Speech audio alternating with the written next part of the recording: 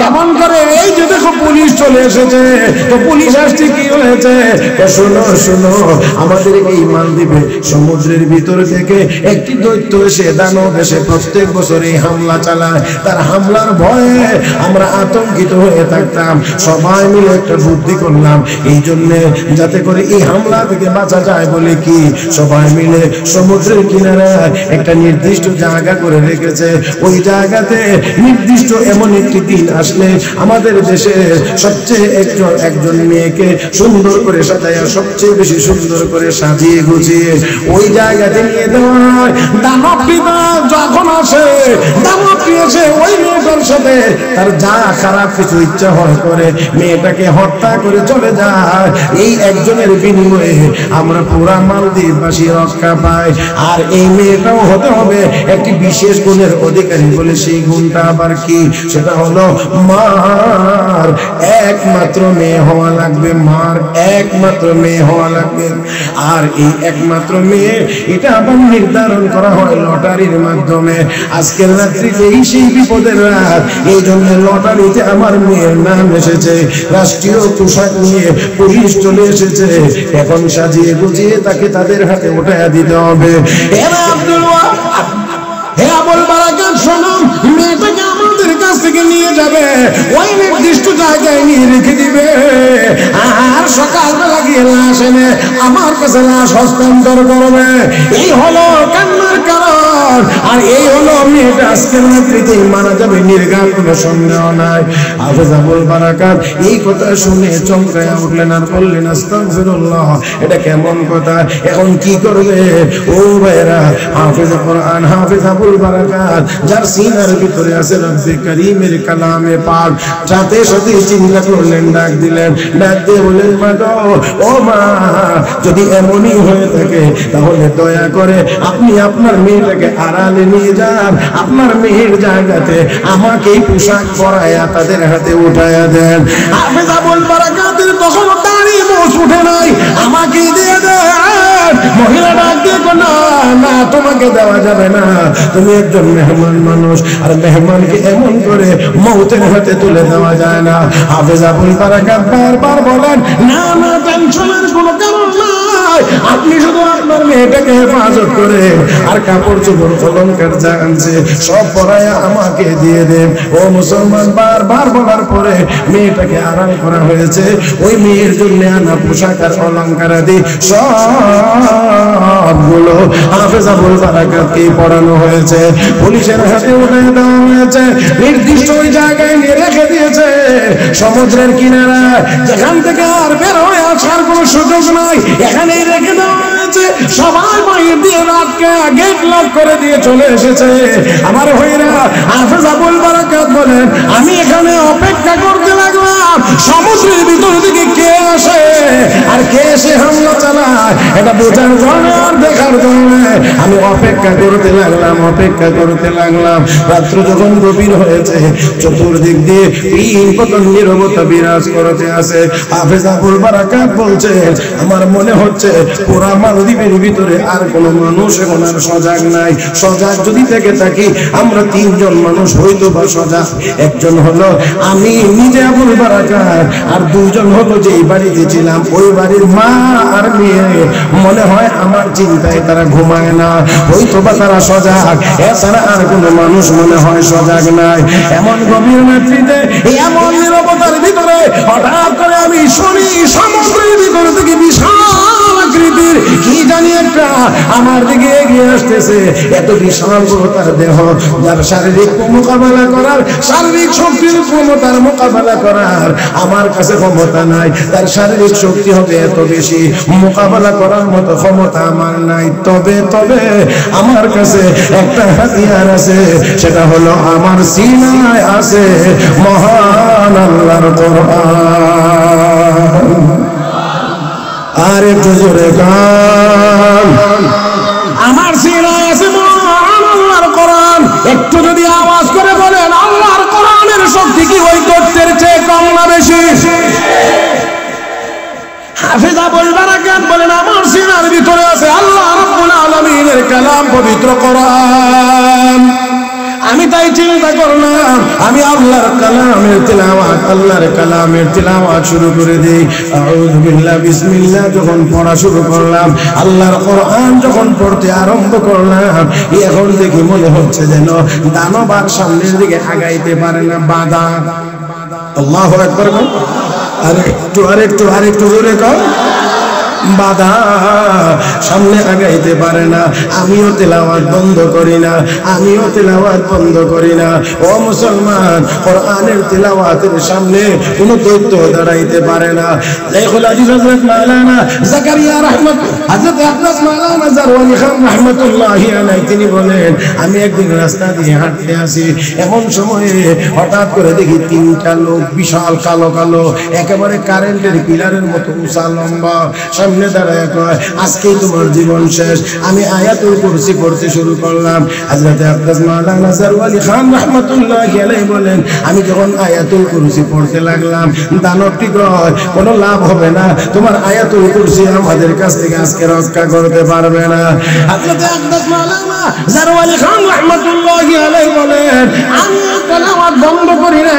তিনবার যখন আমার আয়াতুল কুরসির তেলাওয়াত শেষ হয়ে গিয়েছে, ওই দানব আকৃতির ওই কারেন্টের পিলার সম ওই তিন জিন যারা আমার সামনে দাঁড়িয়েছিল, তারপরে আর তারা দাঁড়ায় থাকতে পারে নাই। আমি তিনবার তেলাওয়াত করে দেখি তারা নাই, সম্পূর্ণ রাস্তা ক্লিয়ার হয়ে গেছে। চিৎকার মেরে বলেন আল্লাহু আকবার। আমার ভাইরা, আমার বন্ধুরা, হাফেজ আবুল বারাকাত বলেন, আমি তেলাওয়াত বন্ধ করি না, তেলাওয়াত চালু। তেলাওয়াত চলছে, আল্লাহর কোরআনের শক্তি। ওই দানব মোকাবেলা করতে পারে না, সামনে আগাইতে পারে না। একটা পর্যায়ে গিয়ে দানব পরাজিত হইয়া সমুদ্রে ডুব দিয়েছে। মহান আল্লাহ কোরআনের তেলাওয়াতের বরকতে আমাকে ওই দানবের হাত থেকে হেফাজত করেছে। আমার ভাইরা, সকালবেলা লাশ আনার জন্য গেছে, প্রত্যেক বছরই তো লাশ আনতে যায়, এবার লাশ আনতে গেছে। মনে আছে কি আপনার? লাশ আনবে তো ছেলের লাশ আনবে না মেয়ের লাশ আনতে গিয়েছে, কিন্তু আজকে গিয়ে দেখে মেয়েও নাই, মেয়ের লাশও নাই। ওই বাউন্ডারির ভিতরে একজন ছেলে দাঁড়িয়ে আছে, মেয়ে জিন্দাও নাই, মুর্দাও নাই, ছেলে মানুষ দাঁড়িয়ে আছে। কে তুমি?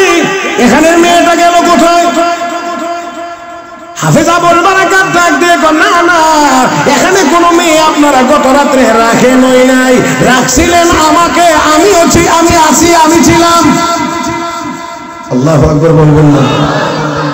আপনারা তো আসলে কোনো মেয়েই রাখেন নাই, গত রাত আমাকেই রেখেছিলেন, আমি ছিলাম, আমি এখনো আছি। এটা কেমন কথা? ও মুসলমান, এবার তো তাদের দায়িত্ব হলো লাশ নিয়ে রাষ্ট্রীয় নিয়ম অনুযায়ী যেখানে নেওয়ার সেখানে নিতে হবে। এখন হাফেজ আবুল বারাকাতকে বলা হচ্ছে, আমরা তো তাহলে তোমাকে ছেড়ে দিতে পারবো না, কারণ আমাদের দায়িত্ব হলো লাশ নিয়ে যাওয়া। এখন যদি এমনই হয়ে থাকে তাহলে তোমাকেই নিয়ে যাইতে হবে, আর তোমাকে নিয়ে রাজদরবারে হাজির করতে হবে। ঠিক আছে, হাফেজ আবুল বারাকাত মনে মনে চিন্তা করে, ভালোই হয়েছে, সুযোগ হয়েছে। ইসলামের দাওয়াত আর ঈমানের দাওয়াতের কাজ একেবারেই হেড অফিস থেকে শুরু করব। আমার ভাইয়ের নেওয়া হয়েছে, জিজ্ঞাসাবাদ আরম্ভ হয়েছে। হাফেজ আবুল বারাকাতকে বলা হচ্ছে, তুমি কি এখানে ছিলা? বলে, হ্যাঁ, আমি অবশ্যই ছিলাম। সারা রাত ছিলাম। বলে, কেমনে? বলে, এইভাবে আমি এখানে ছিলাম। তো রাতের ভিতরে কি এমন কোন জিনিস তুমি দেখো নাই যা দেখলে ভয় লাগে? এমন কোনো কিছু দেখো নাই? আমার সামনে একজন আসতে চাইছিল, কিন্তু আমি যখন আল্লাহর কালাম তেলাওয়াত শুরু করে দিয়েছি, সে আর আগাইতে পারে নাই। ও বাদশাহ, সাথে আরেকটা কথা মনে রাখতে হবে আপনার, ও প্রেসিডেন্ট সাহেব, মনে রাখতে হবে, মুসলমানেরা একমাত্র আল্লাহ ছাড়া আর কাউকে ভয় করে না।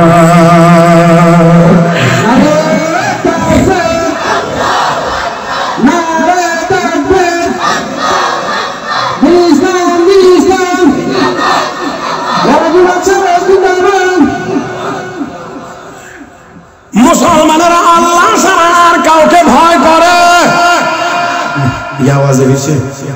আমি আবারও বলছি মুসলমানেরা আল্লাহ ছাড়া আর কাউকে ভয় করে। তাহলে কি আজ আমি আল্লাহর কালাম কোরআনের তিলাওয়াতের মাধ্যমে তার মোকাবেলা করেছি। আমি যখন তিলাওয়াত শুরু করে দিয়েছি সে আর আগাইতে পারে না, এক পর্যায়ে পরাজিত হয়ে চলে গেছে। আর আমি ছিলাম। এবার ডাক দিয়ে তো হাফেজ আবুল বারাকাত, এমনই যদি হয়ে থাকে তাহলে বলো আগামী এমন একটি বিপদের রাত্রিতে আবারও যদি আমরা তোমাকে রাখতে চাই তুমি থাকতে রাজি আছো কিনা? হাফেজ আবুল বারাকাত বলে হ্যাঁ অবশ্যই রাজি আছি, কোনো অসুবিধা নাই, আমাকে দিয়ে দিবেন। আবার সেই নির্দিষ্ট রাত যখন চলে এসেছে হাফেজ আবুল বারাকাতকে সুন্দর করে সাজাইয়া আবার সেখানে রেখে দেওয়া হয়েছে। আবার সকালবেলা গিয়ে দেখে বহাল তবিয়তে আছে, কোনো সমস্যা নাই। এবার আবার আনা হয়েছে, ডাক দেখো হাফেজ আবুল বারাকাত আজকের রাতটা কেমন কাটলো? ডাক দেখো শোনেন, আমি তো আগের মতোই মনে মনে ভাবছি আজকেও আসবে, আমাকে আল্লাহর কোরআন তিলাওয়াত করে তার মোকাবেলা করতে হবে। কিন্তু আমি সারা রাত ছিলাম, সারা রাতের ভিতরে আমি কাউকে আমার সামনে আসতে দেখি না। قال رسول الله صلى الله عليه وسلم لا يزال قدم ابن آدم يوم القيامة حتى يسأل عن خمس: عن عمره فيما أفناه، وعن شبابه فيما أبلاه، وعن ماله من أين اكتسبه وفيما أنفقه، وعن علمه ماذا عمل فيما علم، أو كما قال عليه الصلاة والسلام। আমার নবী বলেন উম্মত হাসরের ময়দানে 5টা করে প্রশ্ন করা হবে, উত্তর না দেওয়া পর্যন্ত একটি আদম সন্তান এক কদম সামনে আগাইতে পারবে না।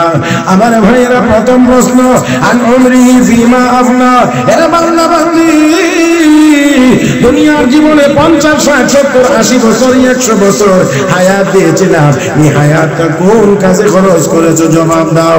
2 নম্বর প্রশ্ন হবে ওয়ান শাবাবিহি ফিমা আবলা, এই হায়াতের ভিতরে একটা গুরুত্বপূর্ণ সময় ছিল, নাম তার যৌবনকাল, কোথায় ব্যবহার করেছো, কোথায় খরচ করেছো জবাব দাও। তাহলে দুনিয়ার জীবনে সময় যেভাবেই যাক না কেন রব্বে করিমের দরবারে এই সময়ের জন্য আমাকে আপনাকে হিসাব দেওয়া লাগবে।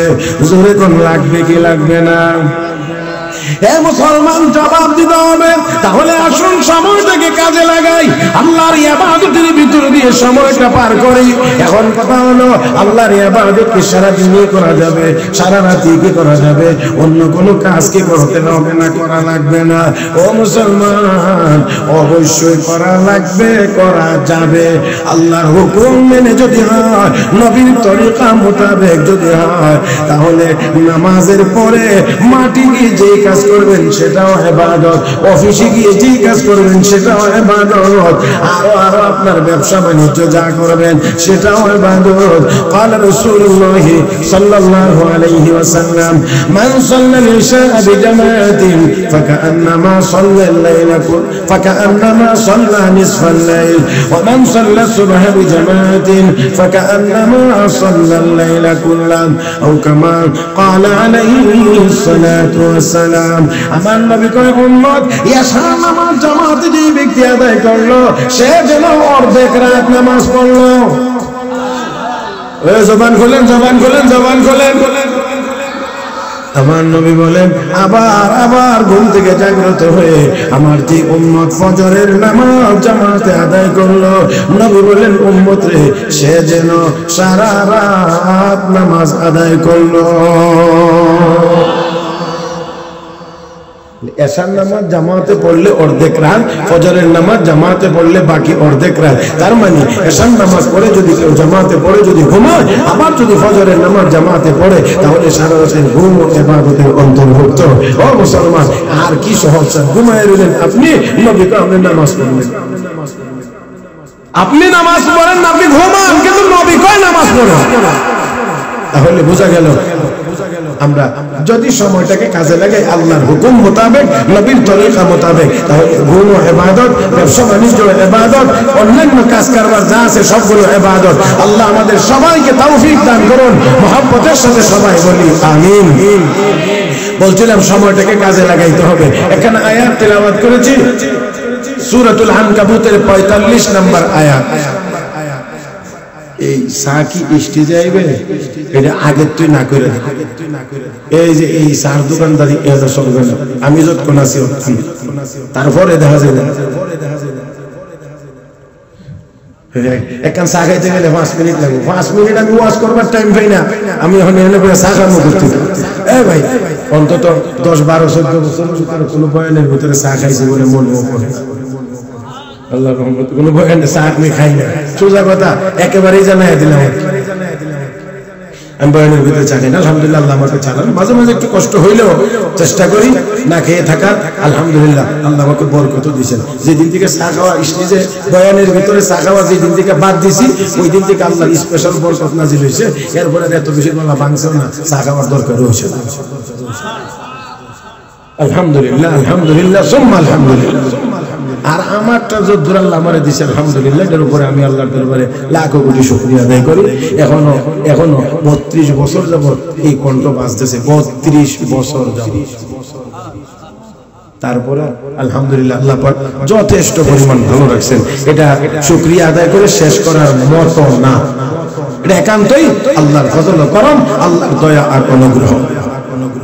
মুহতারাম উপস্থিতি, আমি এই জন্য বলছি একেবারে আমার দিকে সবাই একেবারে আমার দিকে তাকিয়ে কথাগুলো খেয়াল করে শুনবেন। আয়াতের ভিতরে আল্লাহ রাব্বুল আলামিন তার নবীকে, তার প্রিয় হাবিবকে, তার বন্ধুকে, ইমামুল মুরসালিন সাইয়্যিদুল মুরসালিন রাহমাতুল লিল আলামিন নবী মুহাম্মদুর রাসূলুল্লাহ সাল্লাল্লাহু আলাইহি ওয়াসাল্লামকে সরাসরি ডাইরেক্ট আল্লাহ তার নবীকে দুইটা কাজ, দুইটা আমলের নির্দেশ দিয়েছেন। এক নম্বর আমল হলো তিলাওয়াতে কোরআন, 2 নম্বর আমল হলো ইকামতে সালাত। আল্লাহ রাব্বুল আলামিন নবীকে বলেন, হে নবী আপনি নিজে কোরআন তেলাওয়াত করেন, আপনি নিজে কোরআন তেলাওয়াত করেন। বলেন দেখি, আল্লাহ যদি নবীকে ডাইরেক্ট বলেন হে নবী আপনি কোরআন তেলাওয়াত করেন, তার মানে এটার গুরুত্ব কম না বেশি? এটা সহজেই বোঝা যায়। নবীকে আল্লাহ বলেন হে নবী আপনি তেলাওয়াত করেন, আপনি নিজে তেলাওয়াত করেন। আমার আপনার নবী তেলাওয়াত করেছেন, আমার আপনার নবী তেলাওয়াত করেছেন। মুহতারাম হাজিরিন, আমি আসার পরেই আমাকে কিছু কিছু ইঙ্গিত দেওয়া হয়েছে কেমনে কেমনে কোন লাইনে কথা বলতে, একটু একটা বিশেষ জায়গার প্রতি আমাকে দিক নির্দেশনা দেওয়া হয়েছে এই লাইনে একটু বলার জন্য। আমি আশা করি আপনারা আমার দিকে তাকায় খেয়াল করে শুনবেন, কারণ কথাগুলো আমি আশাবাদী যে আমরা যদি সবাই খেয়াল করে আমলের নিয়তে শুনি তাহলে অবশ্যই ফায়দা হইতে পারে। আশাবাদী ফায়দা হবে, কারণ আল্লাহর কোরআনে আল্লাহ বলছেন ফাযাক্কির ইন নাফআতিয যিকরা, নসিহত করেন অবশ্যই নসিহত উপকারী হবে। হ্যাঁ মুহতারাম হাজিরিন, আল্লাহর নবীকে আল্লাহ বলেন হে নবী আপনি কোরআন তেলাওয়াত করেন। নবী কোরআনের তেলাওয়াত করেছেন। নবীকে আমার আল্লাহ এমন এক কোরআন দান করেছেন যে কোরআনের কোন দিক থেকেই দুনিয়ার কোন শক্তি মোকাবেলা করার ক্ষমতা রাখে না। আমি আপনাদেরকে কত দিক বলবো, এত দিক বলা যাবে না, এত দিক বলে শেষও করা যাবে না। কোরআনের সাথে দুনিয়ার অন্য কোন গ্রন্থের কোন দিক থেকেই তুলনা হয় না, করা যায় না, করা যাবে না। আমি আপনাদেরকে আগেও আবারও বলছি যে এত দিক আমি দেখাইতে পারবো না। খেয়াল করে দেখেন, কোরআন আল্লাহর কালাম, দুনিয়াতে আর কোনটা আল্লাহর কালাম না। কথা কয় না তো? আল্লাহ যখন থেকে আল্লাহর কালাম তখন থেকে, এই জন্য কোরআনের আগে পিছে কোনো সন্তানিক দেওয়া নেই। বুঝাইতে পারছি না? যত বই পুস্তক লেখা হয়েছে, যত কিতাবাদি লেখা হয়েছে, আপনি খুঁজলে পাবেন এই কিতাবটা কখন লেখা হয়েছে, কে লিখছে, কত সালে লিখছে। কিন্তু আমার আল্লাহ যখন থেকে, আমার আল্লাহর কালাম তখন থেকে, একটু কি বলতে পারবেন আল্লাহ কত সাল থেকে? তাহলে আমার আল্লাহ যখন থেকে, তার মানে অতীতে এমন কোন সময় নাই, এমন কোন অতীত নাই যেই সময়ে আল্লাহ ছিলেন না। আবার আমার আল্লাহ যতদিন আল্লাহর কালাম ততদিন। আওয়াজ করে বলুন আল্লাহ কতদিন? বুঝেন নাই? তাহলে মনে হয় বুঝাইতে পারি নাই। আল্লাহ কতদিন থাকবেন আর? হ্যাঁ, মাশাআল্লাহ, একজনে বলছেন, বাকিরা মনে হয় বুঝি না, একেবারে আমার দিকে তাকিয়ে আছেন। আল্লাহ যখন থেকে আল্লাহর কালাম, তখন থেকে আল্লাহ যতদিন আল্লাহর কালাম ততদিন আল্লাহর শুরু নাই, আল্লাহর শেষ। এ মুসলমান, আমার আল্লাহর শুরু নাই, শেষ নাই, আমার আল্লাহর কালামেরও শুরু নাই, শেষ নাই। এই ঠিক তেমন সব জবানে বলা দরকার ছিল। আল্লাহর কালাম, আল্লাহ যখন থেকে আল্লাহর কালাম, তখন থেকে আল্লাহ যতদিন থাকবেন আল্লাহর কালাম ততদিন থাকবেন। আল্লাহ কতদিন থাকবেন? ও মুসলমান, অনন্ত অসীমকাল। আমার আল্লাহর শুরু নাই, আমার আল্লাহর শেষ নাই।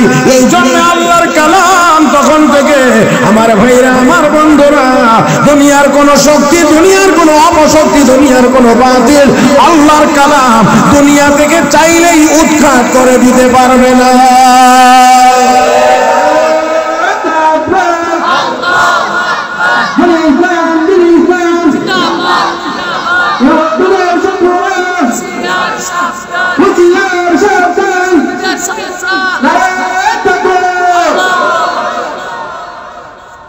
ও ভাই, ও মুসলমান, কারণ কোরআন আল্লাহর কালাম, এটা চাইলে কেউ উড়াইয়া দিতে পারে না, সরাইয়া দিতে পারে না, ডুবাইয়া দিতে পারে না, পোড়াইয়া দিতে পারে না, চাইলেই পারে না। যদিও কাগজে লেখা কোরআন পানিতে ডুবানো যায়, আগুনে পোড়ানো যায়, কিন্তু কোটি মুসলমানের সিনার ভিতরে আছে কোরআন।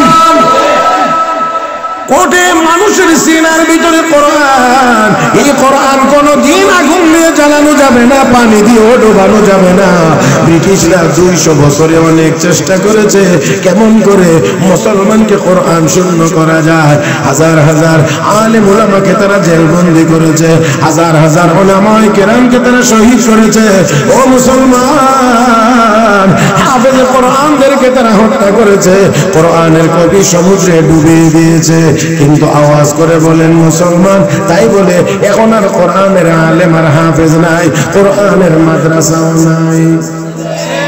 হ্যাঁ হ্যাঁ হ্যাঁ, আছে আছে আছে আছে, থাকবে, শুধু আছে না, বর্তমান পৃথিবীতে হাফেজে কোরআনের সংখ্যা 4 কোটির মতো, 4 কোটি। ও মুসলমান, আর যদি বলা হয় 2024 সালের সেরা হাফেজ কোন দেশের, আমরা অত্যন্ত গর্ব করে বলতে পারি 2024 সালের সারা পৃথিবীর সকল হাফেজের মধ্যে শ্রেষ্ঠ হাফেজ হলো বাংলাদেশের।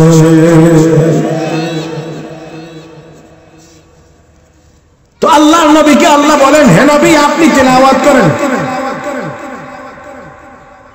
নবীর এই তেলাওয়াতের ভিতরে যা যা ছিল, এর মধ্যে একটা ছিল এই কোরআনের তেলাওয়াত কাফের বেঈমানরা শুনেই কালেমা পড়ে মুসলমান হয়ে যেত।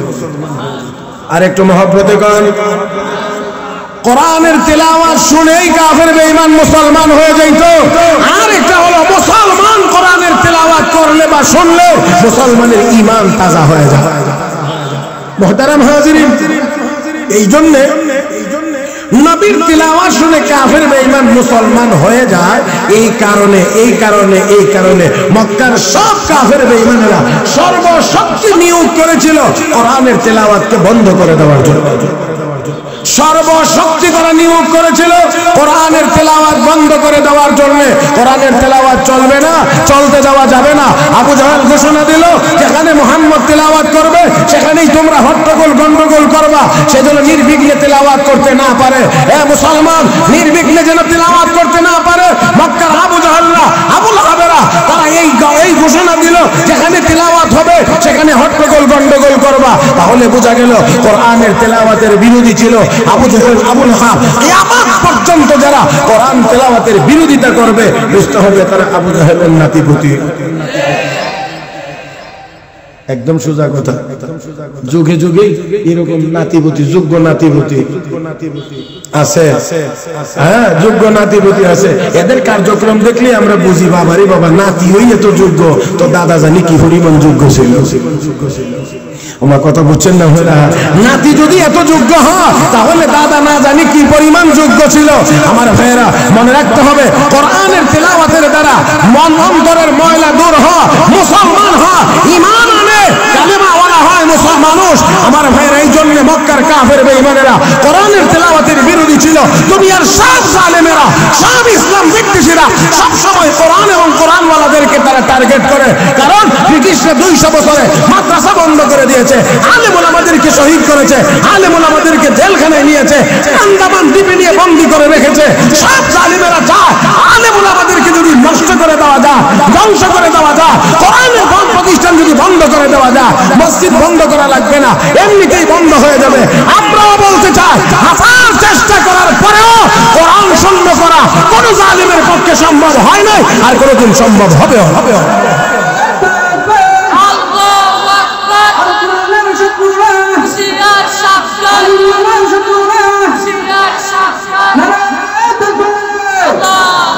এখানে একজন, এখানে আরেকজন না, বাকি এরারে সাথে নিতে হবে। আপনারা কি একটু আল্লাহু আকবার বলতে পারবেন সবাই? মনে হয় না সবাই বলতে পারবেন। মুরব্বী বাবাজির একটু বলেন তো দেখি, বাবা একটু আল্লাহু আকবার বলতে পারবেন? পারবেন? একটু জোরে বলতে পারবেন? আল্লাহ, এই মুরব্বী বেটা যদি জোরে বলতে পারে তো জোয়ান ধরে আমার জিগাইলে এটা জোয়ান ধর মনে হয় অপমান হইবে। আমার আর জিজ্ঞাসা করার দরকার নাই, জিজ্ঞাসা যারা বলি মুরব্বী যদি পারে তো যুবকেরা অবশ্যই পারবেন। একটু হাত তোলেন তো দেখে, রাখেন রাখেন রাখেন, আমি দিতে আছি। ডান হাত তোলেন, ডান হাত তোলেন, সোজা করেন, সোজা করেন। এবার একটু মোট করেন, দেখুন তো শক্তি কমছে না বাড়ছে? কথা বলে না, কমছে না বাড়ছে? তাহলে আমার সাথে কথা বলেন। জমিনে বসা আছেন, জমিন কার? আসমানের নিচে আছেন, আসমান কার? চন্দ্র সূর্যের আলো গ্রহণ করেন, চন্দ্র সূর্য কার? আজ অক্সিজেন নেন, বাতাস, এই বাতাস কার? আমরা কার? তাহলে আল্লাহর নামের আওয়াজ হবে আস্তে না জোরে? রেডি? একজনে করেন, একজনে। এখান থেকে কি উত্তর দিবেন না? উত্তর সবাই মিলে দিবেন।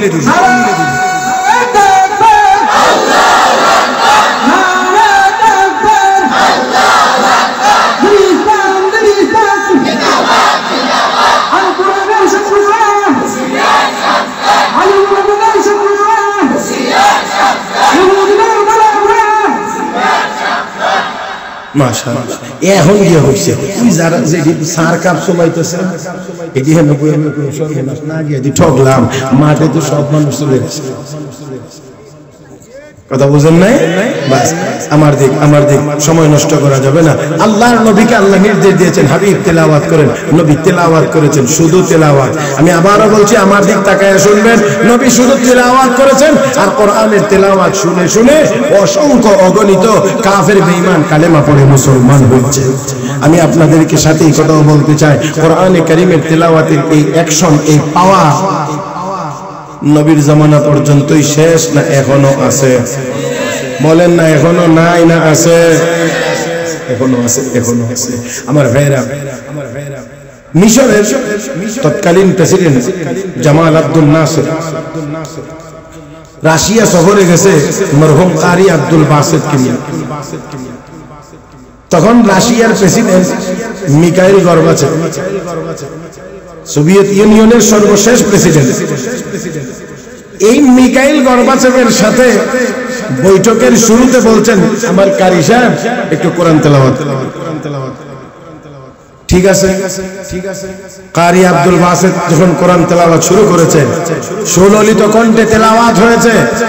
ওই নাস্তিক প্রেসিডেন্ট মিখাইল গর্বাচেভ একেবারেই মনোযোগ সহকারে শ্রবণ করে তেলাওয়াত শেষ হলে তার মতামত ব্যক্ত করে বলছেন, প্রেসিডেন্ট সাহেব কি পড়ছে কিছু বুঝি নাই, কি পড়ছে কিছু জানিও না, বলতেও পারবো না, তবে এতটুকু বুঝেছি এই তেলাওয়াতের ভিতরে এই পরিমাণ আকর্ষণ, এই পরিমাণ পাওয়ার আছে, যে পাওয়ারে আমার চোখ দিয়ে পানি বের হয়ে গেছে। রাহমাতুল লিল আলামিন কোরআনের তেলাওয়াত করেন, কাফের বেঈমানরা বাধা দিয়ে রাখে। এই জন্য যে তেলাওয়াত শুনলেই মুসলমান হয়ে যায়, ফিরায় রাখা যায় না, কারণ কোরআন কার কালাম? আওয়াজ করে বলেন কোরআন কার কালাম? হে মুসলমান, আমার আল্লাহর কালাম। আর তিলাওয়াত হয় নবীর জবানে। আল্লাহু আকবার কোন? আল্লাহর কালাম, আল্লাহর কালাম কোরআন কালামুল্লাহ, তিলাওয়াত করেন রাসূলুল্লাহ। কোরআন কালামুল্লাহ, তিলাওয়াত করেন রাসূলুল্লাহ। এই জন্য এর মজার পরিমাণ অনেক বেড়ে যায়। আল্লাহর কালাম আমার নবীর জবানে, রাতের অন্ধকারে, দিনের বেলা সারা দিন যারা আমার নবীর দুশমনি করে, বিরোধিতা করে, রাতের অন্ধকারে তারাই গিয়ে নবীর বাড়ির পাশে দাঁড়িয়ে দাঁড়িয়ে কোরআনের তিলাওয়াত শুনে। ও মুসলমান, তাও আবার সাধারণ মানুষগুলো না, নেতারা গিয়ে গিয়ে কোরআনের তিলাওয়াত শুনে। আমার ভাইয়েরা, আমার বন্ধুরা, কারণ আল্লাহর কালামের এত মজা। একবার দুইবার যখন হয়েছে, এবার একজন আরেকজন কয়, এ বন্ধু তুই না বললি আর তিলাওয়াত শুনতে আসবে না? তারপরেও আবার কোরআনের তিলাওয়াত শোনার জন্য কেন আসলে? ডাক দিয়ে কো বন্ধুরে, মুহাম্মদের কণ্ঠে তার কোরআনের তিলাওয়াত এত মজা, এত মজা, না শুনলে ঘুমে ধরে না। ও মুসলমান, না শুনলে বলে ঘুমে ধরে না, কিন্তু কপাল পোড়া আমরা মুসলমান। সেই কোরআন আমাদের কাছে থাকার পরেও আমরা তেলাওয়াত করি না। আমরা গান না শুনলে ঘুম আসে না, নাচ না দেখলে ঘুম আসে না, গান না শুনলে আমাদের কাছে ভালো লাগে না। আমার ভাইরা, আমার বন্ধুরা, আবু জাহেল না শুনলে ভালো লাগে না। কোরআনের তেলাওয়াত এত মজা। আমার ভাইয়েরা বিশ্ব নবীর বিরোধিতা করে রাতের বেলা গিয়ে কোরআনের তেলাওয়াত শুনে। আমি তো এখনো পর্যন্ত বলতে পারি, মুসলমান প্রত্যেকের ঘরে ঘরেই যদি কোরআনের তেলাওয়াতের আমল চলতো, কোরআনের তেলাওয়াত যদি আমরা করতে পারতাম, আমার বিশ্বাস শুধু কোরআনের তেলাওয়াতের দ্বারাই অসংখ্য অগণিত মানুষ কালেমা পড়ে মুসলমান হয়ে যাইত। যত রকমের অন্ধকার আছে, যত ধরনের অন্ধকার আছে, সূর্য যদি উদয় হয়ে যায়, কোন ধরনের কোন অন্ধকার থাকতে পারে না। আমার ভাইয়েরা, অন্ধকারের অনেক ধরন আছে, কিন্তু আলোর ধরন একটাই। আলো উঠবে, সব অন্ধকার আপনা আপনি দূর হয়ে যাবে। তো রাসূল করিম সাল্লাল্লাহু আলাইহি ওয়াসাল্লামের প্রতি আল্লাহ রাব্বুল আলামিনের নির্দেশ হলো, হাবিব আপনি নিজে কোরআন তেলাওয়াত করেন। আমি আবারও বলছি, কোরআন তেলাওয়াতের ভিতরে যা যা আছে, কোরআনের তেলাওয়াতের ভিতরে যা আছে, এর মধ্যে অন্যতম হলো কোরআনের তেলাওয়াত শুনে কাফের বেঈমান মুসলমান হয়। কোরআনের তেলাওয়াত শুনে কাফের বেঈমান মুসলমান হয়, আর মুসলমানের ঈমান তাজা হয়। আজকে আমাদের ঘরে কোরআনের তেলাওয়াত নাই, গানে ভরে গেছে। এই জন্য ঈমান তাজা না, ঈমান দুর্বল হয়ে গিয়েছে। কোরআন ভিতরে থাকবে, সিনা, এই সিনা থাকবে সবল, এই সিনা থাকবে সাহসী। আল্লাহ, আমি আবারও বলছি, আপনারা আমার কথাগুলো খেয়াল করে বুঝেন। কোরআন কার কালাম? তো আল্লাহর কালাম ভিতরে থাকা মানে আল্লাহ ভিতরে থাকা। যেই কলবের ভিতরে আল্লাহ থাকবে, সেই কলবের ভিতরে গায়রুল্লাহর ভয় থাকবে না, গায়রুল্লাহর ভয় থাকবে না। এই জন্য আপনাদেরকে একটা কথা বোঝানোর চেষ্টা করি। ব্রিটিশদের বিরুদ্ধে জনসভা আহ্বান করেছে মুসলমানেরা, আর ব্রিটিশ সরকার তখন ঘোষণা দিল, এই বিশাল জনসভা যেই ব্যক্তির নাম সভাপতি হিসাবে প্রস্তাব করা হবে, ভালো করে বুঝবেন, যার নাম সভাপতি হিসাবে প্রস্তাব করা হবে তাকে হত্যা করা হবে, আর যেই লোকটা সভাপতির নাম প্রস্তাব করবে তাকেও হত্যা করা হবে। কথা বুঝছেন না? একজনে দাঁড়ায় কয় না, আমি প্রস্তাব করলাম আজকের এই অনুষ্ঠানে সভাপতিত্ব করবেন অমুক, তো যে প্রস্তাব করবে তাকেও মারবে, যার নাম প্রস্তাব করা হবে তাকেও মারবে। শাইখুল আরবুল আজম আওলাদ রাসূল সৈয়দ হুসাইন আহমদ মাদানী নওয়ারাল্লাহু মারকাদাহু হাতে মাইক নিয়ে মঞ্চে গিয়ে দাঁড়িয়ে বললেন, আজকের এই অনুষ্ঠানের সভাপতিত্ব আমি করব। আমি বুঝাইতে পারছি কিনা জানি না। তারা মারবে কয়জন? দুইজন। তারা ঘোষণা করছে যে প্রস্তাব করবে তাকেও মারবে, যার নাম সভাপতি হিসেবে প্রস্তাব করা হবে তাকেও মারবে। তাহলে মারবে কয়জন? দুইজন। এখন হুসাইন আহমদ মাদানী রহমাতুল্লাহ আলাইহি চিন্তা করলেন, এত সহজে দুইজন মরে লাভ কি? মরলে একজন মরবে, তবু আরেকজন মুসলমান জিন্দা থাকবে তাদের মোকাবেলা করার জন্য। এই জন্য তিনি নিজেই দাঁড়িয়ে গিয়ে বললেন, আমি হুসাইন আহমদী এই অনুষ্ঠানের সভাপতিত্ব করব। এক নম্বর হলো বুঝাইয়া দিলেন, মারলে আমাকে মারো, তোমাদের মোকাবেলায় আরেকজন মুসলমান জিন্দা থাকবে। আর 2 নম্বর হলো মৌতের কোনো ভয় যে নাই, এটা বুঝাইয়া দিয়ে বললেন মারবা নাই তো মা। ও মুসলমান, তাহলে এই সিনার ভিতরে আর কি ছিল? আর তো কোনো কিছু ছিল না, ছিল তো কোরআনের ইলম, হাদিসের ইলম। এই ইলম ছিল। রওজায়ে আতহারের পাশে হাদিস পড়ান, বুখারী শরীফ পড়ান, নবী রওজা শরীফে জিন্দা হায়াতুন নবীর এই মাসআলা যখন এসেছে তখন ওই দেশের কোন ছাত্র বারবার প্রশ্ন করতেছিলেন নবী কবরে রওজা শরীফে কিভাবে এই শরীর নিয়ে জিন্দা, এটা কিভাবে বুঝাইতে যখন বুঝে আসে না, সর্বশেষ একটু জালালিয়াতের মধ্যে চলে আসেন হযরত হুসাইন মুহাম্মদ মাদানী রাহমাতুল্লাহ আলাইহি। অতঃপর তিনি বললেন এই দেখো রওজায়ে আতহারের নবী জিন্দা। আমার ভাইয়েরা, এই দেখো বলছিলেন ওই সময়ের সকল ছাত্ররা, তখন রওজায়ে আতহারের ভিতরে আমার নবীকে সশরীরে জিন্দা অবস্থায় তারা দেখতে পেয়েছে। শক্তি আর কি, মঞ্চে গেছেন ভাষণ দেওয়ার জন্য, সমাবেশে যোগ দিয়েছে লোকেরা, হযরত আমরা কি এই অল্প মানুষ নিয়ে টিকে থাকতে পারবো? এখানে এটা করতে পারবো? হযরত চাদরের নিচ থেকে কাফনের কাপড় বের করে দেখাইয়া কয় আমি সাথে কাফনের কাপড় নিয়েই এসেছি। আল্লাহু আকবার, আল্লাহু আকবার। আমার ভাইরা, এই কোরআন আমাদের সিনায় না থাকার কারণে আজ আমাদের পাশের দেশ থেকে হুমকি দেয়, দুই একটা ছাগল পাগলে একটু নাড়াচাড়া দেয় আর কি, দেখে এই দেশে নিয়ে হামলা করা যায়। কথা কয় না, দুর্বলতার সুযোগ নেই। আমরা আসুন আজকে থেকে নিয়ত করি আমরা কোরআনের পক্ষে থাকবো ইনশাআল্লাহ। কোরআনের তিলাওয়াত করব, যতটুকু জানি কোরআন অনুযায়ী চলবো, তাহলে অবশ্যই তারা আর আমাদের দিকে বাঁকা চোখে তাকাইতে পারবে না। আমার ভাইরা, তো কোরআনের তেলাওয়াতের ভিতরে এত পাওয়ার আছে, এত শক্তি আছে, যে শক্তিটা ভিতরে চলে আসলে তখন আর দুনিয়ার কোনো বাতিল কোনো শক্তিকে আর শক্তি বলে মনে হয় না। কারণ আবারও বলছি, কোরআন আল্লাহর কালাম যেখানে, এখানে গায়রুল্লাহর ভয় থাকবে না, থাকতে পারেও না। আমার ভাইয়েরা, রাহমাতুল আলামিন নবী মুহাম্মদুর রাসূলুল্লাহ সাল্লাল্লাহু আলাইহি ওয়াসাল্লামের তিলাওয়াত শুনে অসংখ্য অগণিত কাফির বেঈমান কালেমা পড়ে মুসলমান হয়েছে। মুসলমানদের মধ্যে সাহাবায়ে কেরাম অনেকে বলতেন আমরা মক্কা বিজয়ের পরে দলে দলে মানুষ মুসলমান হয়, আমরাও হয়ে গিয়েছি, আমিও হয়ে গিয়েছি, কিন্তু ঈমান তখনও পরিপূর্ণ মজবুত হয় না। রাহমাতুল আলামিনের সামনে একদিন বসা, আর এমন সময় ওহী নাযিল শুরু হয়েছে। আল্লাহ নবী তেলাওয়াত করে একটি আয়াত শুনাইলেন, ইন্নাল্লাহা ইয়া'মুরু বিল আদলি ওয়াল ইহসান ওয়া ইতা'i যিল কুরবা ওয়া ইয়ানহা আনিল ফাহশা'i ওয়াল মুনকারি ওয়াল বাগই ইয়া'iদুকুম লা'আল্লাকুম তাযাক্কারুন।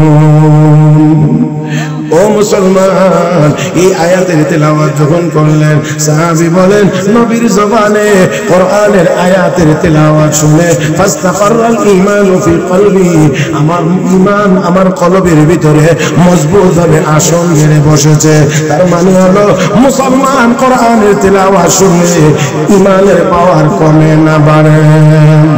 আমার ভাইয়েরা, কাফির বেঈমান শুনলে ঈমানদার হয়। মুসলমান যদি কোরআনের তেলাওয়াত করে বা শুনে, তার ঈমানের পাওয়ার বাড়ে। রব্বে কারীম বলেন, ইন্নামাল মুমিনুনা আল্লাযীনা ইযা যুকিরাল্লাহু ওয়াজিলাত কুলুবুহুম ওয়া ইযা তুলিয়াত আলাইহিম আয়াতুহু যাদাতুহুম ঈমানা ওয়া আলা রাব্বিহিম ইয়াতাওয়াক্কালুন الذين يقيمون الصلاة ومما رزقناهم ينفقون أولئك هم المؤمنون حقا لهم درجات عند ربهم ومغفرة ورزق كريم. আরেকটু জোরে গান। ও মুসলমান, তাহলে এবার একটু আওয়াজ করে বলবেন, এই কোরআনের তিলাওয়াত, এই কোরআনের মাহফিল, এই কোরআনের মাদ্রাসা আমাদের দেশে, আমাদের জমিনে, দুনিয়ার জমিনে থাকার দরকার নাই না আছে? আমার ভাইরা, আমার বন্ধুরা, সেজন্য এখন আমি আপনাদেরকে বলছি, শুধুমাত্র নবীর জামানায় আমার নবীর তিলাওয়াত শুনে কাফের বেঈমান মুসলমান হয়েছে এমন না। ও বন্ধুরা, এই ধারাবাহিকতা ছিল, এখনো আছে, কিয়ামত পর্যন্ত এই কোরআনের তিলাওয়াতের দ্বারা মানুষ মুসলমান হবে। আমাকে যেই কথাটি বলার জন্য বারবার বলা হয়েছে, আমি আপনাদেরকে ঐতিহাসিক সেই ঘটনাটা আপনাদেরকে আজকে শোনাইতে চাই। অনেক দিন পরে আমার ভাইয়েরা, বিশ্ববিখ্যাত পর্যটক আল্লামা শেখ মুহাম্মদ ইবনে বাতুতা সারা পৃথিবী ভ্রমণ করেছিলেন। বিশ্ব পর্যটক সারা পৃথিবী, গুরুত্বপূর্ণ যা যা তিনি পেয়েছেন তার নোটবুকে সংরক্ষণ করেছেন। ও মুসলমান, সব কিছুর পরে তিনি তার এই সফরনামা লিখেছেন, ভ্রমণ কাহিনী তিনি লিপিবদ্ধ করেছেন। এর ভিতরে তিনি সারা পৃথিবী ভ্রমণ করতে করতে আমাদের একেবারে পার্শ্ববর্তী দেশ, নাম তার মালদ্বীপ, একেবারে কাছে সমুদ্রের ভিতরে কিছু দ্বীপ, আর এই দ্বীপগুলোর সমন্বয়ে গঠিত মালদ্বীপ। এই মালদ্বীপে তিনি আসলেন মুসলমান। মালদ্বীপে এসে তিনি দেখেন এই দেশের সব মানুষ মুসলমান। আল্লাহু আকবার করুন। সব মানুষ মুসলমান। অসংখ্য গরিত মসজিদ থেকে আযানের শব্দ শোনা যায়। এই দ্বীপের ভিতরে, সমুদ্রের ভিতরে, এই দ্বীপে কে ইসলামের দাওয়াত নিয়ে এসেছে? নিশ্চয়ই আল্লাহর কোনো না কোনো বান্দা তো ঈমান আর ইসলামের দাওয়াত নিয়ে এই জমিনে এসেছে অবশ্যই, না হয় কেমন করে তারা মুসলমান হয়েছে? আমার বন্ধুরা, তাই ওনার ভিতরে এই আগ্রহ জন্ম নিয়েছে, এই সমুদ্রের ভিতরে এই ছোট ছোট ভূখণ্ডে ইসলামের দাওয়াত কেমন করে পৌঁছলো, কে নিয়ে আসলো দাওয়াত, উনি এটাকে খুঁজে বের করার চেষ্টা করলেন, আস্তে আস্তে করে জানার চেষ্টা করলেন কেমন করে এই দেশে ইসলামের আগমন হয়েছে। মুহতারাম হাজিরিন, উনি খোঁজখবর নিতে লাগলেন, মুরব্বীদের কাছ থেকে শুনলেন, আলেম ওলামাদের কাছ থেকে জানা শুরু করলেন, সকলের কাছ থেকে জানতে সর্বশেষ তিনি যা গিয়া পাইলেন সেটা হলো এরকম যে আল্লাহর বান্দা যা তিনি জানতে পেরেছেন তা হলো যে এই দেশের মানুষ এক সময় সবাই মূর্তি পূজারী ছিল। ইসলাম এই দেশে কেমন করে আগমন করেছে তারা আল্লামা মুহাম্মদ ইবনে বাতুতা শুনেন। সামুদ্রিক একটি জাহাজ, সেই আরব দেশের একটি জাহাজ, যে জাহাজে করে ব্যবসা বাণিজ্যের জন্য লোকেরা আমাদের এই সমুদ্র দিয়ে যাচ্ছিল, ঝড়ের কবলে পড়ে জাহাজ ডুবে গিয়েছিল, সকল প্যাসেঞ্জারই মারা গিয়েছিল। একজন মাত্র প্যাসেঞ্জার নদী সাঁতরায়া আমাদের দেশে এসে উঠতে পেরেছিলেন। যিনি উঠেছিলেন তিনি ছিলেন একজন হাফেজ কোরআন, তার নাম ছিল হাফেজ আবুল বারাকাত। একজন মাত্র হাফেজ কোরআন। এই হাফেজ আবুল বারাকাত অল্প বয়সী, বয়স বেশি না, তখনও দাড়ি মুছ ভালো করে উঠে নাই, দাড়ি মুছও উঠে নাই, এরকম একজন হাফেজ কোরআন কোন রকম নদী এই সাগর পাড়ি দিয়ে সাঁতরাইয়া কোন রকম এই নদী সাগরের কিনারা এই ভূখণ্ডে এসে উঠতে পেরেছিলেন। এই হাফেজ আবুল বারাকাত না চিনে না কেউ, না জানে কেউ, না ভাষা বুঝে, না কোনো কিছু বুঝে, এখানে এসে মানুষের কাছে গিয়ে একটু আশ্রয় চায়। এখন আশ্রয় সবাই দিতে জানে না, দিতে পারে না, কারণ কথা বুঝে না, আর ভাষা তো বোঝার কথাই না। আমরা ব্রাহ্মণবাড়িয়া থেকে আসলেই সুনামগঞ্জের অনেক কথা বুঝি না, ব্রাহ্মণবাড়িয়া থেকে আসলে সুনামগঞ্জের অনেক কথা বোঝা যায় না, অনেক কথা আছে অনেকে বুঝবে না। আমরা তো বেশি আস্তে বুঝি। সিলেটের এখনো কিছু পূর্ব সিলেটে কিছু জায়গা আছে, ওনাদের যদি নিজেরা কথা বলা শুরু করে তো অনেক শব্দই বোঝা কঠিন হয়ে যায়। কথা না আছে, এখন অনেক এরকম কিছু জায়গা আছে। তো আমরা দুনিয়াতেই অনেক কথা, অনেকের কথা বুঝি না। চট্টগ্রাম গেলে তো উপায়ই নেই। সুবহানাল্লাহ, এটা কি কোন ভাষা আল্লাহই জানে। আমি একবার বলছিলাম যে আমাদের ভাষার চেয়ে ইংরেজিটা সহজ, আমরা একটা ইংরেজির চেয়েও কঠিন, কারণ ইংরেজির ভাষা শব্দের মানে ডিকশনারি আছে, না বুঝলে ডিকশনারি দেখে বোঝা যায়, কিন্তু আমাদেরটা তো ডিকশনারিও নাই, বুঝবার কোনো কায়দাও নাই। আমরা এটাকে বলি কাপড়, তারা আঞ্চলিক ভাষায় খর, কথা বুঝেন নাই। ছাগল রেখো চল, কই ছাগল আর কই চল, কোথায় কাপড় আর কোথায় খড়, আপনি কেমন করে বুঝবেন তাদের ভাষা? আমার ভাইয়েরা, তো তারপরেও এক এক অঞ্চলের এক এক রকম, এক অঞ্চলের মানুষ আরেক অঞ্চলে গেলে কথা ভালো করে বুঝে না, এরকম স্বাভাবিক, একেবারেই স্বাভাবিক। আর সে আসছে আরব দেশ থেকে আসছে মালদ্বীপে, কথা বুঝে না, বিভিন্ন জায়গায় যায়, কেউ আশ্রয় দেয় না, আশ্রয় দিতে রাজি হয় না।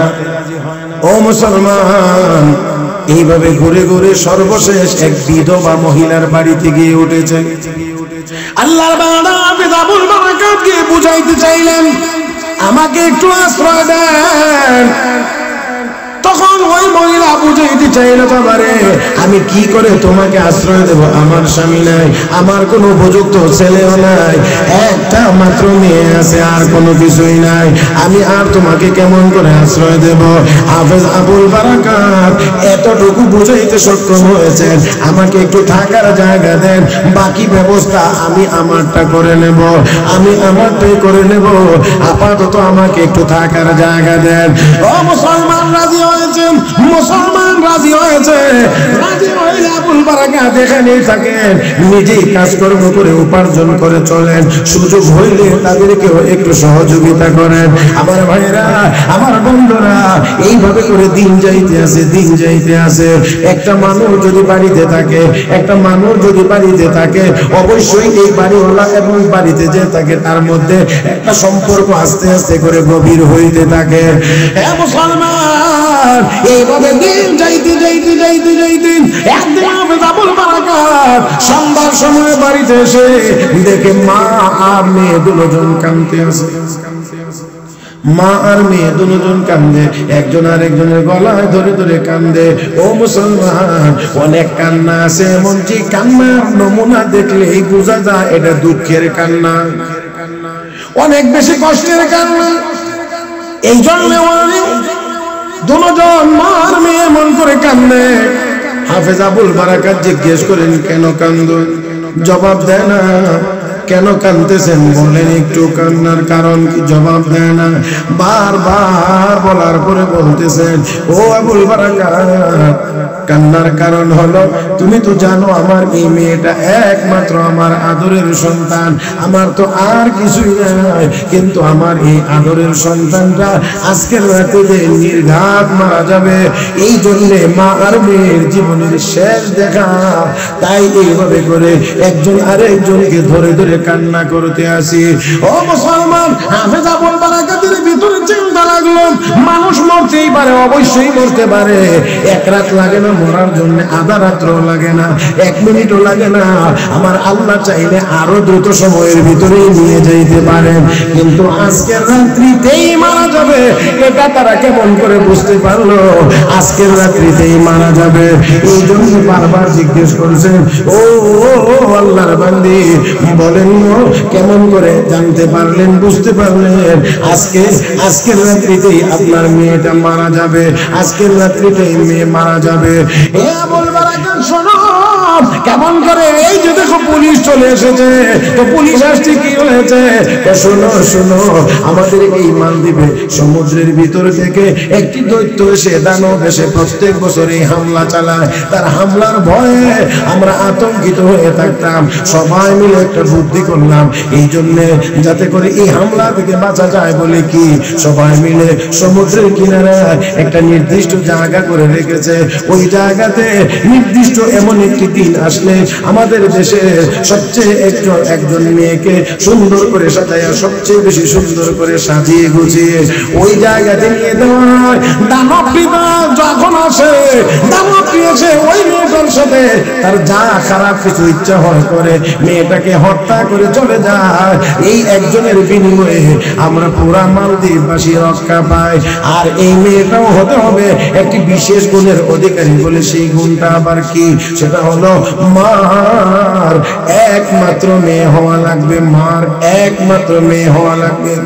আর এই একমাত্র মেয়ে এটা আবার নির্ধারণ করা হয় লটারির মাধ্যমে। আজকের রাত্রিতে এই সেই বিপদের রাত, এই জন্য লটারিতে আমার মেয়ের নাম এসেছে, রাষ্ট্রীয় পোশাক নিয়ে পুলিশ চলে এসেছে, এখন সাজিয়ে গুছিয়ে তাকে তাদের হাতে উঠাইয়া দিতে হবে। হে আবুল বারাকাত শোনো, মেয়েটাকে আমাদের কাছ থেকে নিয়ে যাবে, ওই নির্দিষ্ট জায়গায় নিয়ে রেখে দিবে, আর সকালবেলা গিয়ে সে লাশ এনে আমার কাছে লাশ হস্তান্তর করবে।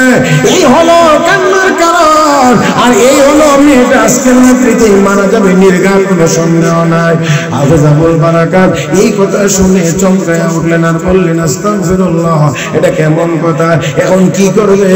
ও ভাইরা, হাফেজ কোরআন হাফেজ আবুল বারাকাত যার সিনার ভিতরে আছে রব্বে কারীমের কালামে পাক, সাথে সাথে চিন্তা করলেন, ডাক দিলেন, ডাক দিয়ে বলেন, মা গো, ও মা, যদি এমনই হয়ে থাকে তাহলে দয়া করে আপনি আপনার মেয়েটাকে আড়ালে নিয়ে যান, আপনার মেয়ের জায়গাতে আমাকেই পোশাক পরায়া তাদের হাতে উঠায়া দেন।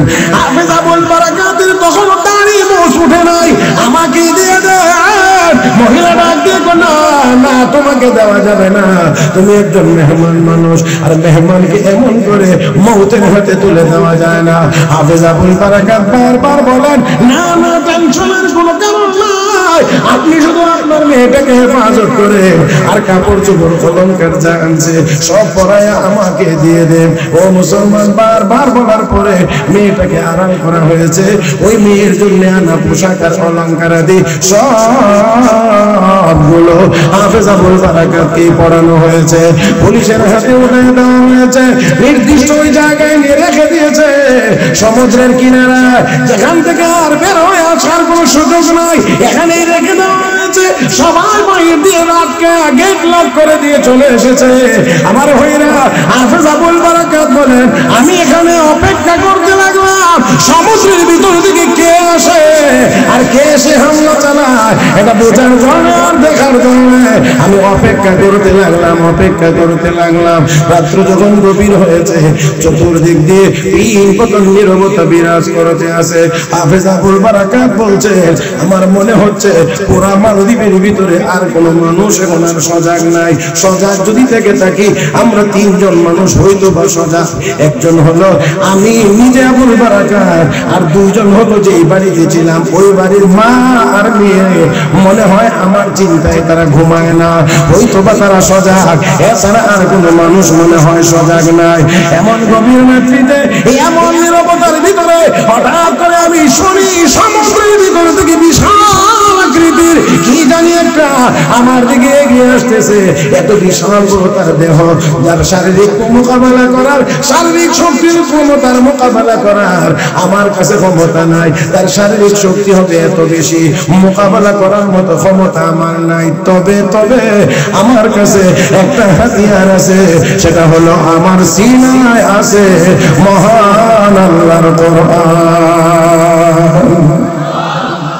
আর একটু জোরে গান, আমার সিনায় আছে মহান আল্লাহর কোরআন। একটু যদি আওয়াজ করে বলেন, আল্লাহর কোরআনের শক্তি কি ওই দৈত্যের চেয়ে কম না বেশি? হাফেজ আবুল বারাকাত বলেন, আমার সিনার ভিতরে আছে আল্লাহ রাব্বুল আলামিনের কালাম, পবিত্র কোরআন। আমি তাই চিন্তা করলাম, আমি আল্লাহর কালামের তিলাওয়াত, আল্লাহর কালামের তিলাওয়াত শুরু করে দেই। আউযু বিল্লাহ, বিসমিল্লাহ যখন পড়া শুরু করলাম, আল্লাহর কোরআন যখন পড়তে আরম্ভ করলাম, এখন দেখি মনে হচ্ছে যেন দানব আর সামনের দিকে আগাইতে পারে না, বাধা। আল্লাহু আকবার। আরেকটু জোরে কর, বাধা, সামনে আগাইতে পারে না। আমিও তেলাওয়াত বন্ধ করি না, আমিও তেলাওয়াত বন্ধ করি না। ও মুসলমান, কোরআনের তেলাওয়াতের সামনে কোনো দৈত্য দাঁড়াইতে পারে না। শাইখুল হাদিস হযরত মাওলানা জাকারিয়া হযরত আব্বাস মাওলানা জারওয়ানি খান রাহমাতুল্লাহি আলাইহি তিনি বলেন, আমি একদিন রাস্তা দিয়ে হাঁটতে আসি, এমন সময়ে হঠাৎ করে দেখি তিনটা লোক বিশাল কালো কালো, একেবারে কারেন্টের পিলারের মতো উঁচা লম্বা, সামনে দাঁড়ায় কয়, আজকেই তোমার জীবন শেষ। আমি আয়াতুল কুরসি পড়তে শুরু করলাম। হযরত আব্বাস মাওলানা জারওয়ানি খান রাহমাতুল্লাহি আলাইহি বলেন, আমি যখন আয়াতুল কুরসি পড়তে লাগলাম, দানবটি কয়, কোনো লাভ হবে না, তোমার আয়াতুল কুরসি আমাদের কাছ থেকে আজকে রক্ষা করতে পারবে না। হযরত আব্বাস মাওলানা জারওয়ানি খান রাহমাতুল্লাহি আলাইহি বলেন, আমি তেলাওয়াত বন্ধ করি না। তিনবার যখন আমার আয়াতুল কুরসির তেলাওয়াত শেষ হয়ে গিয়েছে। ওই দানব আকৃতির ওই কারেন্টের পিলার সম ওই তিন জিন যারা আমার সামনে দাঁড়িয়েছিল, তারপরে আর তারা দাঁড়ায় থাকতে পারে নাই। আমি তিনবার তেলাওয়াত করে দেখি তারা নাই, সম্পূর্ণ রাস্তা ক্লিয়ার হয়ে গেছে। চিৎকার মেরে বলেন আল্লাহু আকবার।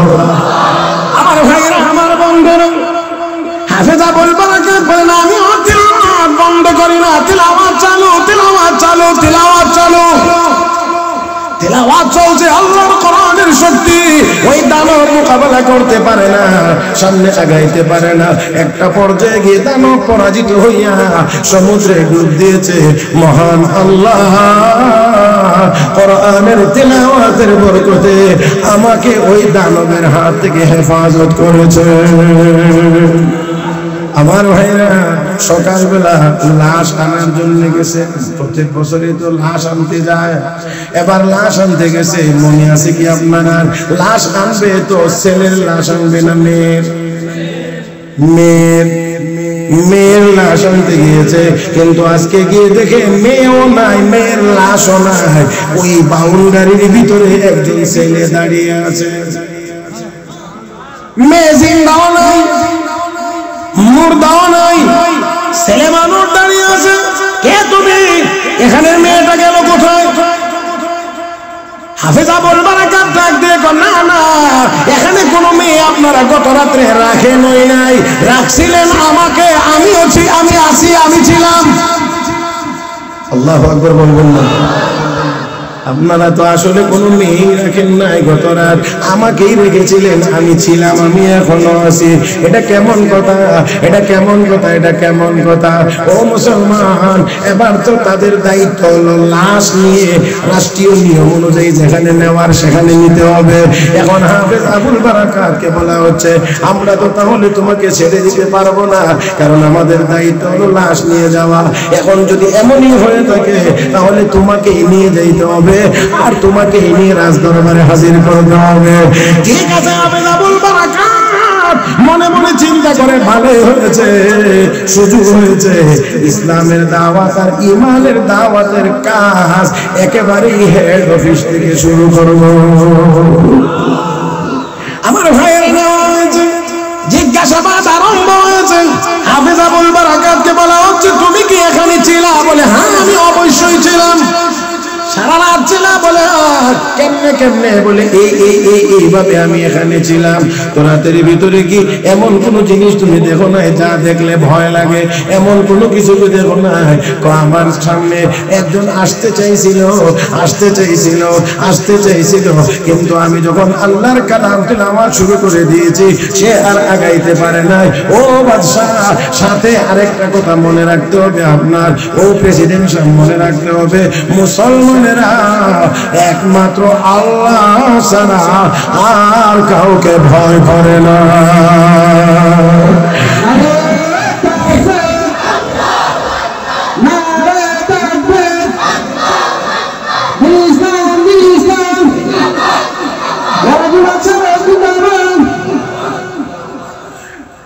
মুসলমানেরা আল্লাহ ছাড়া আর কাউকে ভয় করে। আওয়াজে বেশি আমি আবারও বলছি, মুসলমানেরা আল্লাহ ছাড়া আর কাউকে ভয় করে। তাহলে কি হয়েছে? আমি আল্লাহর কালাম কোরআনের তিলাওয়াতের মাধ্যমে তার মোকাবেলা করেছি। আমি যখন তিলাওয়াত শুরু করে দিয়েছি সে আর আগাইতে পারে না, এক পর্যায়ে পরাজিত হয়ে চলে গেছে। আর আমি ছিলাম। এবার ডাক দিয়ে কো হাফেজ আবুল বারাকাত, এমনই যদি হয়ে থাকে তাহলে বলো আগামী এমন একটি বিপদের রাত্রিতে আবারও যদি আমরা তোমাকে রাখতে চাই, তুমি থাকতে রাজি আছো কিনা? হাফেজ আবুল বারাকাত বলে হ্যাঁ, অবশ্যই রাজি আছি, কোনো অসুবিধা নাই, আমাকে দিয়ে দিবেন। আবার সেই নির্দিষ্ট রাত যখন চলে এসেছে, হাফেজ আবুল বারাকাতকে সুন্দর করে সাজাইয়া আবার সেখানে রেখে দেওয়া হয়েছে। আবার সকালবেলা গিয়ে দেখে বহাল তবিয়তে আছে, কোনো সমস্যা নাই। এবার আবার আনা হয়েছে। ডাক দেখো হাফেজ আবুল বারাকাত, আজকের রাতটা কেমন কাটলো? ডাক দেখো, শোনেন, আমি তো আগের মতোই মনে মনে ভাবছি আজকেও আসবে, আমাকে আল্লাহর কোরআন তিলাওয়াত করে তার মোকাবেলা করতে হবে। কিন্তু আমি সারা রাত ছিলাম, সারা রাতের ভিতরে আমি কাউকে আমার সামনে আসতে দেখি না।